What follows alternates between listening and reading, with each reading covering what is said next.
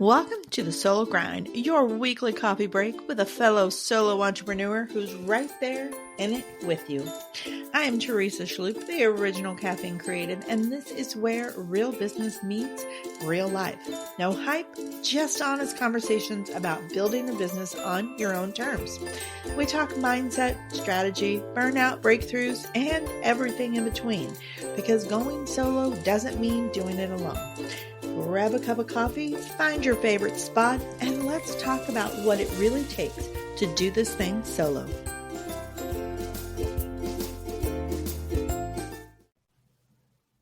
Hello and welcome back to the Solo Grind. I am so excited for today's episode because I have a guest who has been on my list since I started the Solo Grind almost a year ago.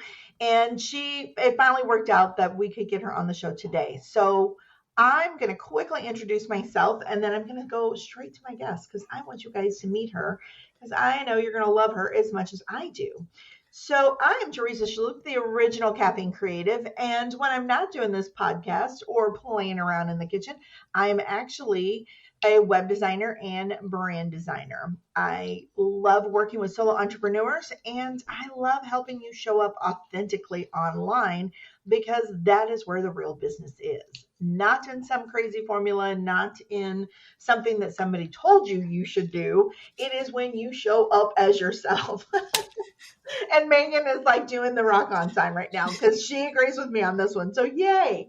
So Megan Dahle is our guest, and she is a business strategist and fractional CFO who helps creative entrepreneurs, especially solo founders, get a grip on their numbers without getting lost in the weeds. She is the founder of a happy little business and the creator of frameworks like the Vital Four and the Growth Profit Paradox, which I hope she tells us about both of those, which helps business owners focus on what really drives growth and profit. With 20 plus years in small business strategy and a background in accounting, Megan brings both heart and logic to the money side of entrepreneurship. Her favorite clients are the ones who don't think they're number people. And I definitely had that thought at once upon a time, because once they see how their business really works, they become unstoppable. And I can say from experience, one conversation with Megan and a coffee chat years ago completely changed the way I did my business. So Megan, thank you so much for joining us today. Oh my gosh, Teresa, I am so tickled to be here. I just adore you. Thank you. Same. It's back and forth. Same. Like I said, I've been wanting you on here forever and it just never worked out. So this was the perfect time because now we're ready to talk about numbers. And like I said, that conversation we had years ago at Coffee and Connection, Sioux Falls, completely changed the way that I ran my business. Before then, I was constantly borrowing from personal business, juggling things back and forth. I didn't always have the money to pay bills when they were coming up for my business. I would stress, I would worry. I almost never paid myself. And it was exhausting. And I was like, how do people do this? How do people live like this? This is not like, I don't want to do this even for 7 years. They say it takes like 7 years sometimes to make your business work. I don't want to do this for 7 years. That sounded awful. And just that conversation, I was like, oh my God, like these light bulbs came on.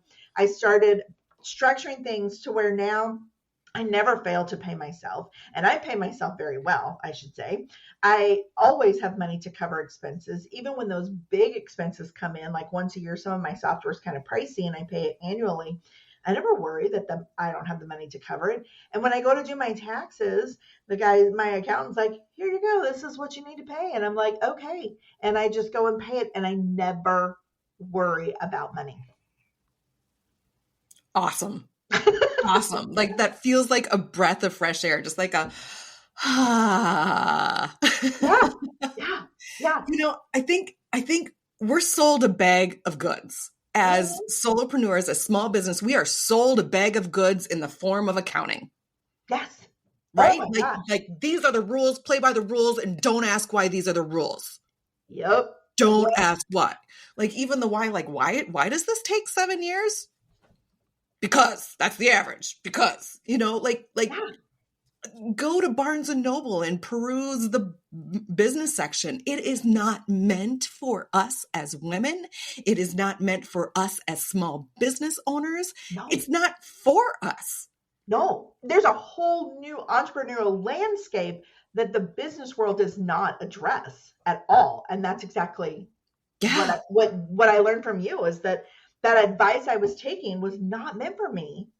And Yeah. you helped show me, yeah. I think the effect is like there's some form of self-abandonment, like us as women in our feminine side and the things like that doesn't feel right, but I Yeah. guess you're the expert, so I'll do it your way and it feels icky the whole time you're doing it. Mhm. Just Yeah. ugh. Yeah. Absolutely. That's exactly what it is. It feels wrong. It feels icky. And you're like, there's got to be a better way, but you don't know what you don't know. And so that's why I'm so grateful that your voice is in the world because you help us see what we don't know and help us approach things from a place of empowerment. What I would say. Like I finally felt empowered in my business and I finally was able to start showing a profit and not investing in all of this stuff because I'm supposed to have it. Like that was a big one. There's all these things that you're supposed to have and that you have to pay for, that you have to use that did not fit my business at all, but I was paying for them because I was supposed to. Yeah. Yeah. Amen. Amen. I think the key component that is missing is the visibility. The Mhm. visibility on your cash, the visibility on the mission of your business, the visibility on the conversations between you and your business. Like a lot of people get confused that that's me and my business are one and the same, but you actually have two different needs. And if we Mhm. can separate those and examine my needs next to my business's needs and see where the overlap is and how we can help each other and where we can't help each other, where those boundaries need to be, and really take a look at like, okay, I know I'm on track when A, B, C, and D are happening. Yeah. I know that my business needs this right now. And Mhm. this is just going to have to wait until the next phase comes around again. And there's some peace and some autonomy that comes. And when you have that peace and that autonomy, like your creativity just wells up like, oh, there you are. This Mhm. anxiety that we put on our shoulders and just swimming through our head all the time is like this trap that our creativity just can't break through. So if we can set aside that anxiety and in a form even like name it like, oh, that anxiety is coming from my stewardship not being up to snuff in what stewardship means to me, not what it means to Al Smith over there who wrote the Right. book on it, but what Right. it means to me. Yeah. Now I can creatively approach that in a way that is authentic and true. That's what the Absolutely. numbers are. Yeah. Absolutely. So, how do you tell us how you help the people that you work with? Because you work with solo entrepreneurs, you work with the solo founders, and you help them get to know their numbers in what I would consider an intimate way that supports their life, their business life, their personal life, all of the things. Tell me a little bit about that because I want to Yeah. inspire the people out there. So there is no other way other than the intimate way to Oh, I approach love somebody in that. their relationship with their business. Um, it, it demands intimacy to understand where they came from and why their business is the way that it is, so that I'm not coming in with like a blowtorch and a jackhammer to change things, right? Mhm. But it's coming from the entrepreneur themselves. Yeah. So for years, like I've studied accounting. I got my master's back in 2004. I don't actually remember, but it's always felt a little like, ugh, is this Mhm. it? Like, really? This is it? But I see so much more. I don't understand why you can't see what I can see. Because, like, sure, it's on a spreadsheet, but that's not what I'm seeing in my head. I'm seeing like mass and weight, and something has more weight than another, and the sizes and the colors are different. And so I could literally see the function of a business being from a spreadsheet. And not everybody has the ability to see that Mhm. from a spreadsheet, right? So Mhm. starting with the spreadsheet is just like, eh. starting with your financials even is just like, okay, it's only showing you maybe a quarter of the picture that you need to see. Like it's Mhm. not all there. And so really what my career has been all about is sussing out what makes a difference for people. What is it that I can see that they can't, and how do I help them see that? And so how that it first, like I was a profit first professional for a while, and I was like, yeah, but that's still just, that's not it. That's part of it. That's nice to be able to see some of that, but it's still not like it. Mhm. And so over time, I've developed different ways to be able to see this. So I always start with meeting my clients where they're at, like really getting their story and understanding what's happened historically with their cash and making sure that they also understand what's happened historically with their cash. Mhm. 9 times out of 10, they don't. They think they know, Yes. but there are things that they didn't necessarily want to see. It didn't feel safe. It felt very shameful, or it felt like Mhm. insecure. It felt scary. It felt like, what if, like I'm abandoning my family, or I'm so dumb. I don't want to see it. Like there needs to be a gentleness that comes with it, so that this sometimes it's self-forgiveness, but really like, oh, it wasn't me. It Yeah. wasn't me. That, okay, right there, that is huge because I had so much baggage on my shoulders and my money mindset for years, and it goes back to, when like my first checking account when I was in high school, I bounced a couple checks, okay? Mhm. And from that moment, the amount of shame that was put on my shoulders, like my parents would even say, "Well, you're just a financial failure." And they weren't trying to be jerks. My parents are great people, but sometimes they come across as jerks because they'll make these one-off comments not knowing that it shaped my world for years.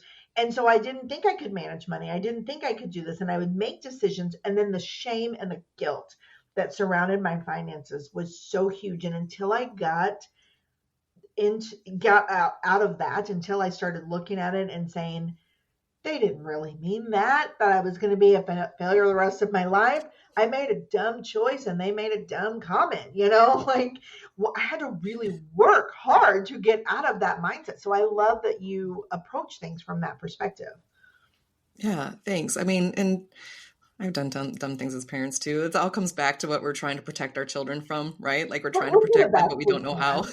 Right. They don't come with manuals. We do the best we can. We do the best we can.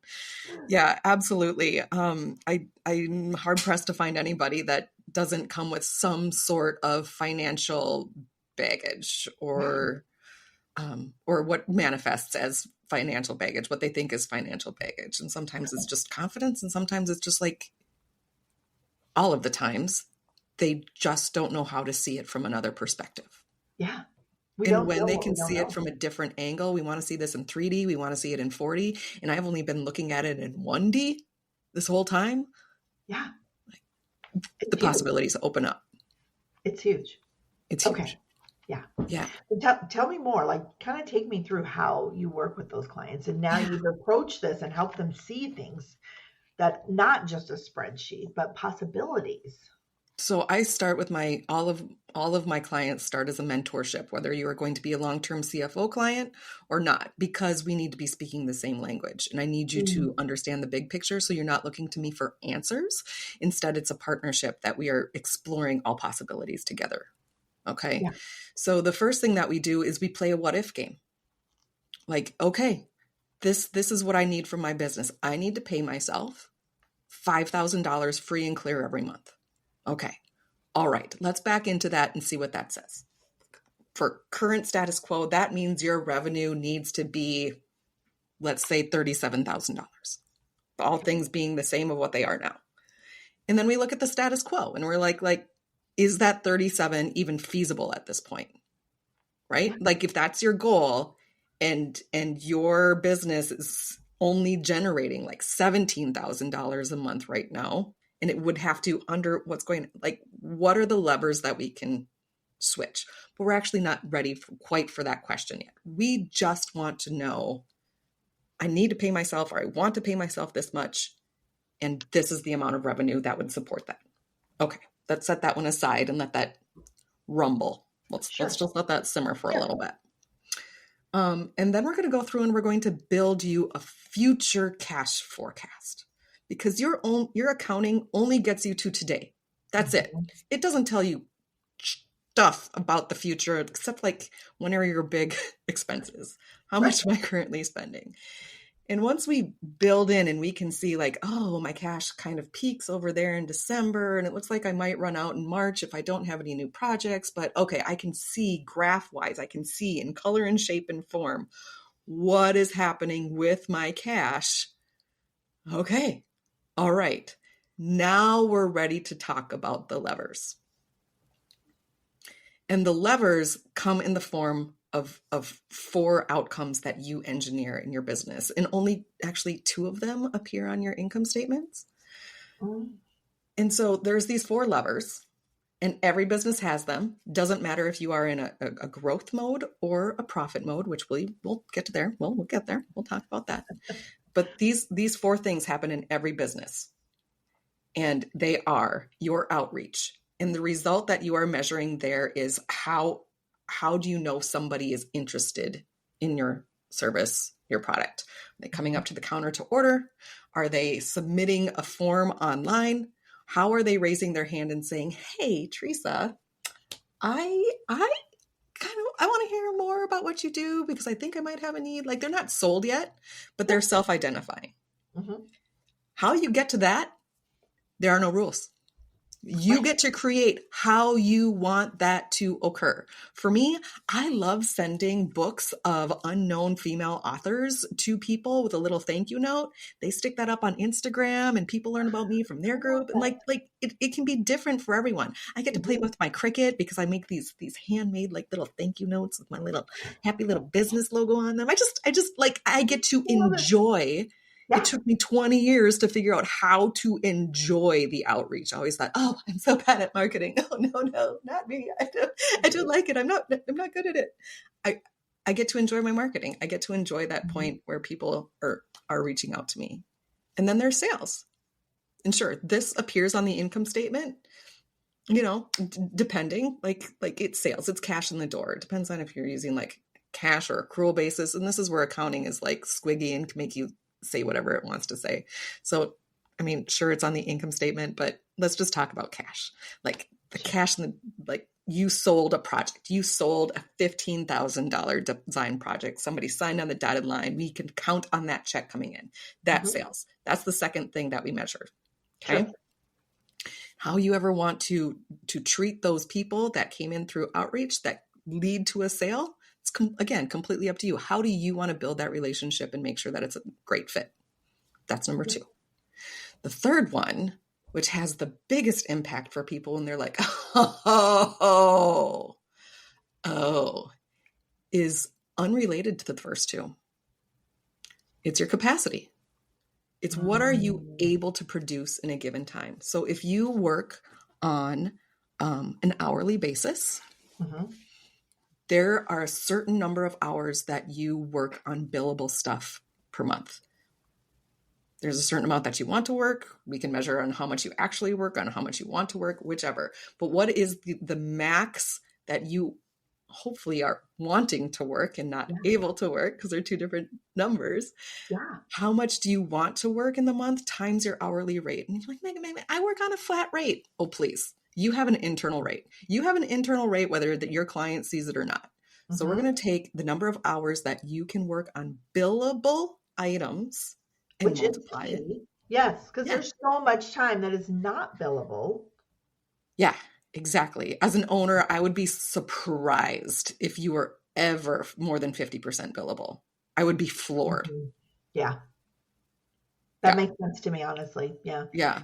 The managing day to day and things like that. I mean, it just doing your marketing, doing your whatever you have to do, your own accounting, all of those things. I would agree that. Yeah. And like in every employee that you add probably decreases your billable time by 10%. Yeah. Yeah. Yeah. Until you find somebody to take care of your employees for you, and then you can come back to the parts that you love. Right. So that's my little asterisk there. So capacity is important because it tells me where you are capped in your revenue. You can sell all day long. You can sell $500,000 this month, but you might only have room for that $30,000. Yeah.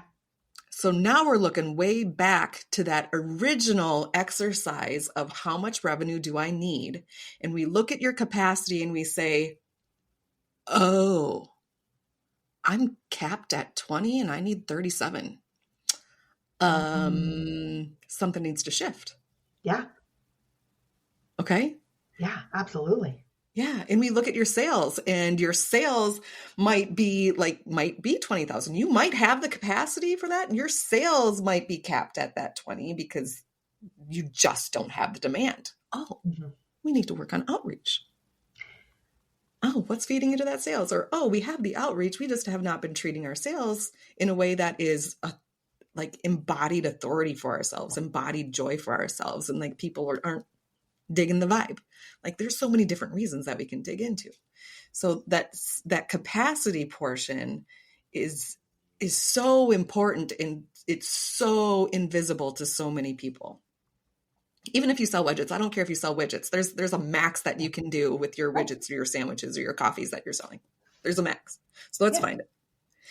And then the last portion is the stewardship. It's what you actually give, what job you give to your cash. Mm-hmm.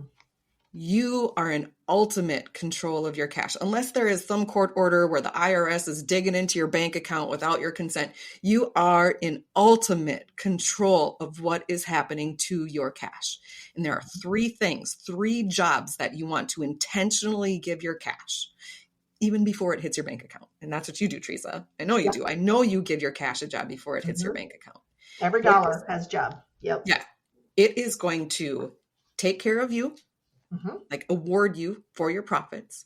It is going to run your business, and it is going to accumulate so that you are ready for your next growth cycle.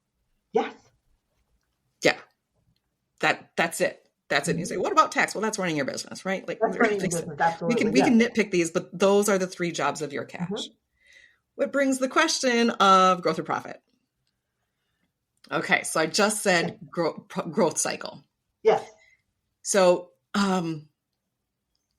there are two phases that your business cycle through. Mm-hmm. It's going to cycle through independent of you, whether you want it to or not.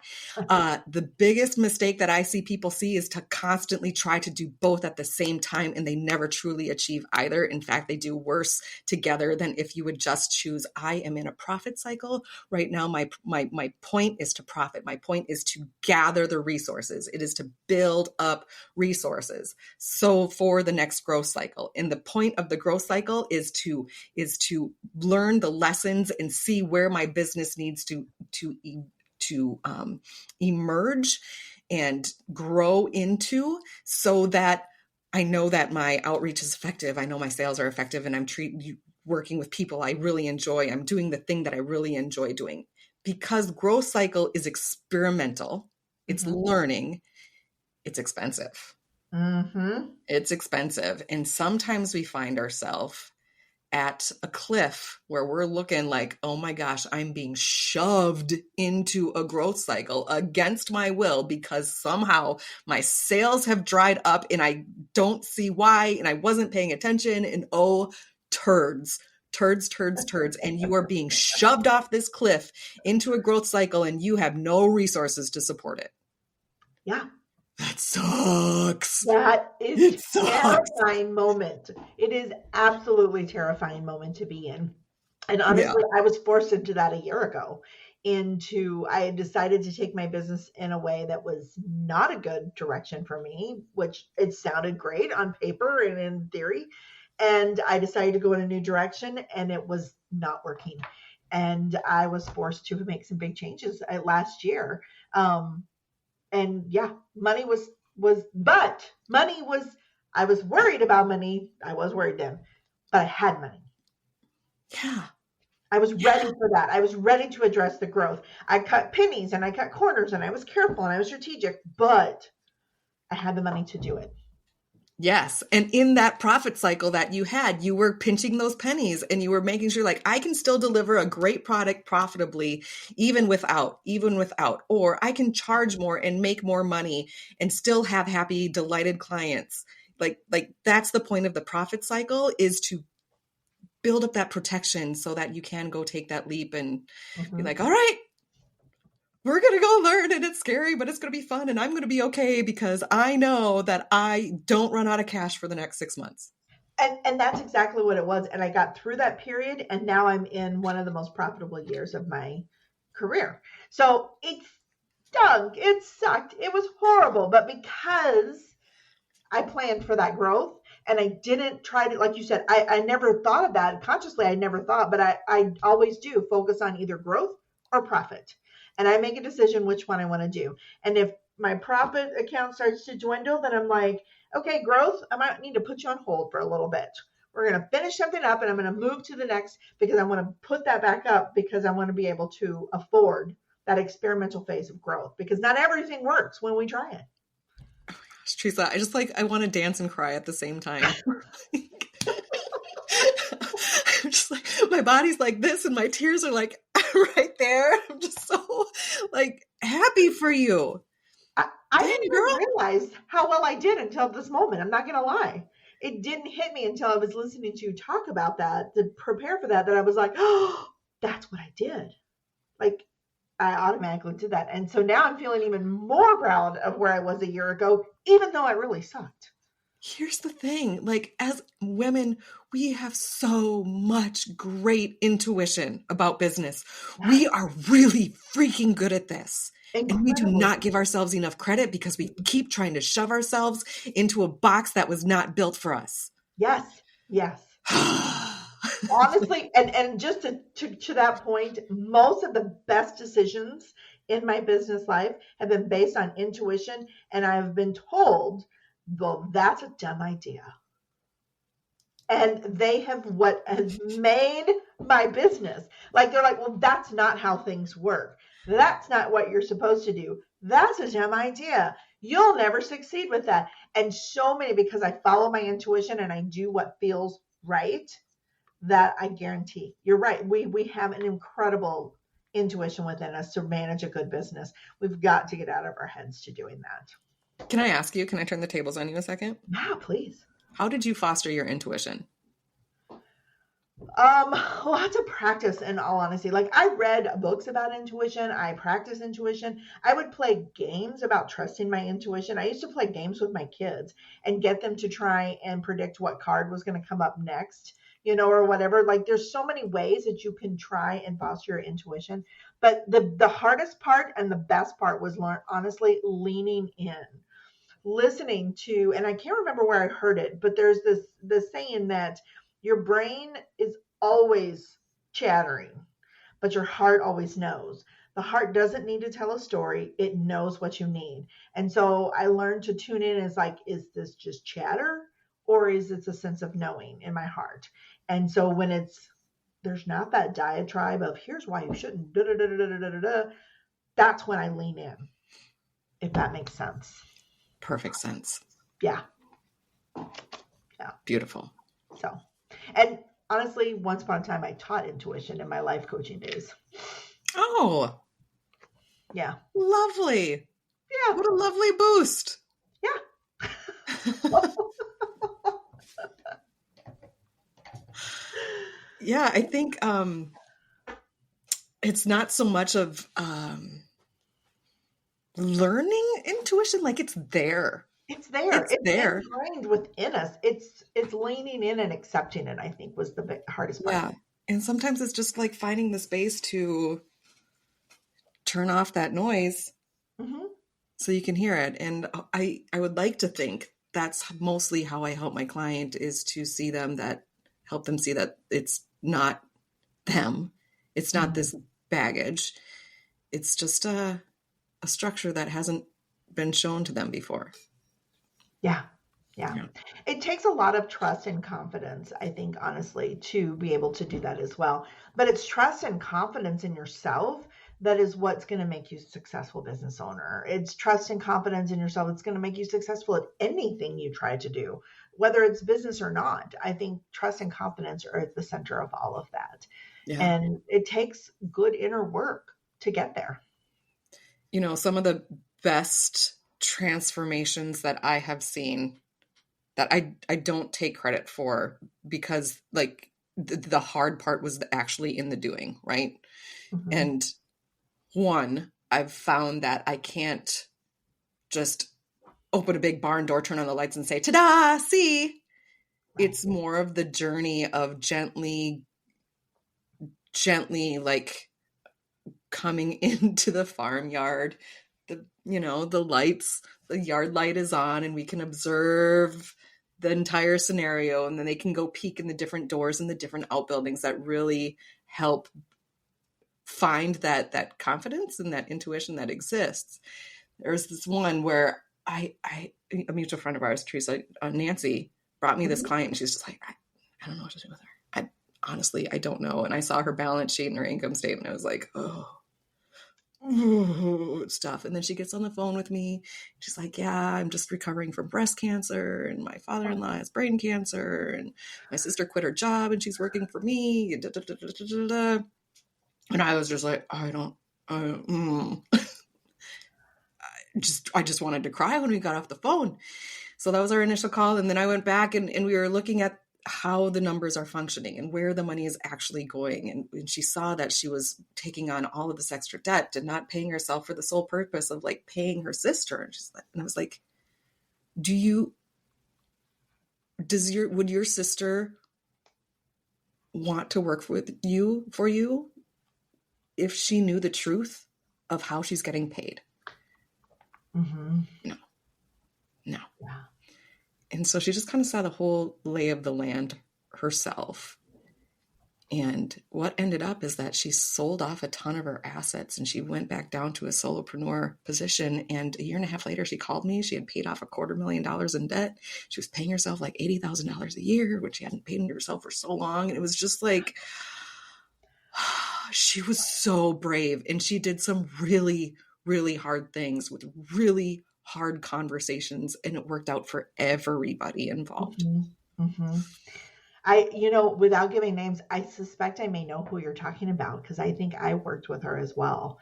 And it is remarkable at the success that she has seen since that. Yeah. Mm-hmm. And it all comes back to her inner knowing. Like, Mm-hmm. yep, this is the thing that needs to be done. Mm-hmm. And she did it. Yeah. And the sister, I can attest to, is doing incredibly well. Great. That's awesome.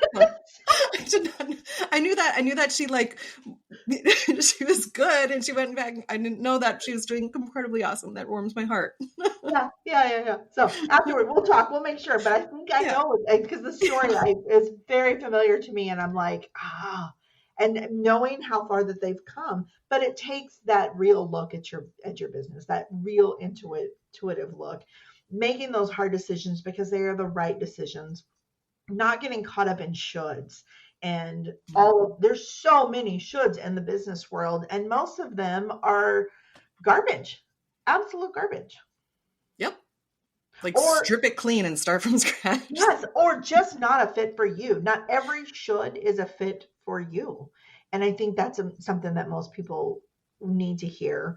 And when they do that, when they have that sense, then knowing their numbers is not so scary.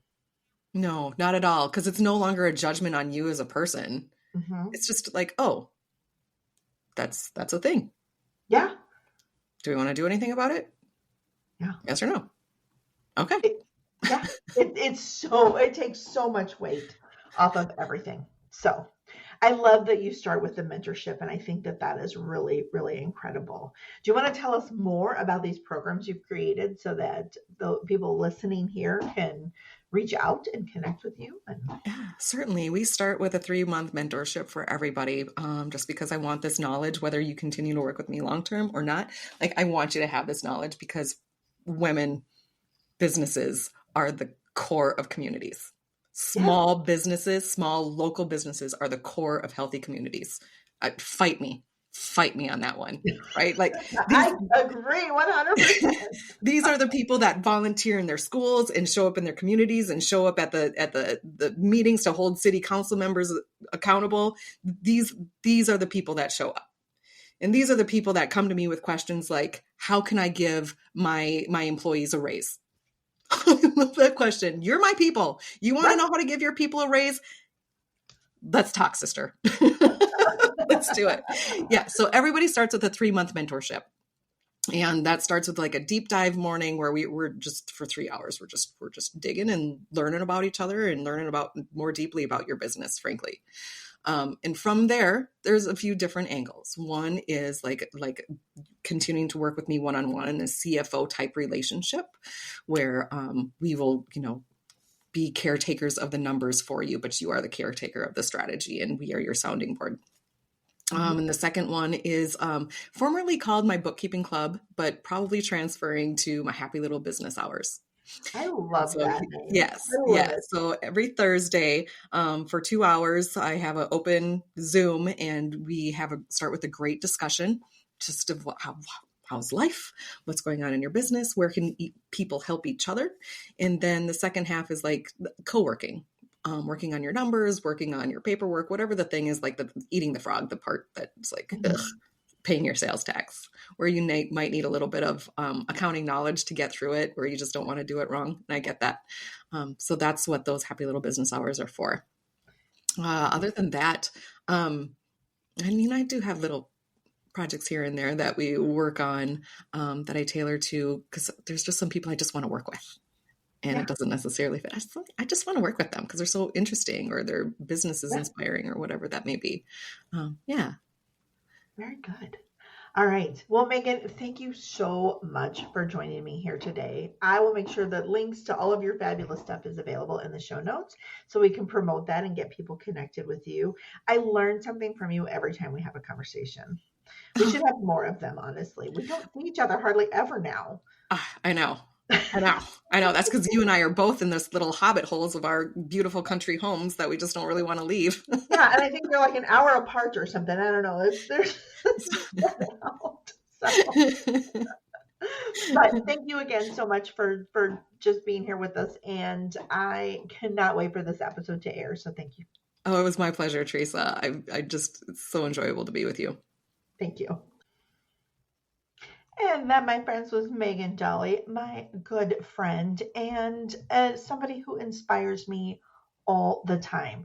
You can connect with Megan yourself at megandahle.com. And I will be sure to list her website address in the show notes so that you don't have any misspellings and you have no problem getting in touch with her.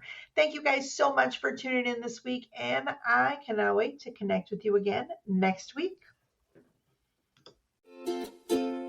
Thanks for tuning in to the Solo Grind. I hope this episode brought you some inspiration and encouragement. If you enjoyed it, please subscribe, rate, and review the podcast, and feel free to share it with a friend. For more tips and insights, visit caffeinecreative.io to check out my blog or explore the Solo Grind Central, my free resource library. Find me on Facebook or Instagram. And I'd love to hear how this episode has helped you.